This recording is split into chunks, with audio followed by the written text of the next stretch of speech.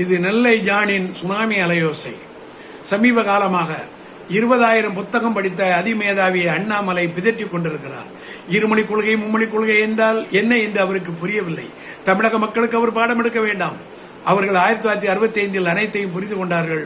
உங்களுக்கு இப்பொழுது அவர்கள் பாடம் எடுக்க தயாராக கொண்டிருக்கிறார்கள். எச்சரிக்கையாக இருங்கள் அண்ணாமலை. நீங்கள் நடத்தும் கேந்திரிய வித்தியாலயில் என்ன நடக்கிறது என்று உங்களுக்கு தெரியுமா? இந்தியும் ஆங்கிலமும் 5வது வகுப்பு வரை கற்றுத் தருகிறீர்கள். 8வது வகுப்பு வரை அடிஷனலாக சமஸ்கிருதம் கற்றுத் தருகிறீர்கள். இந்தியாவில் எந்த பகுதியிலுமே பேசப்படாத ஒரு மொழி, அந்த மொழியை கற்றுத் தருகிறீர்கள்.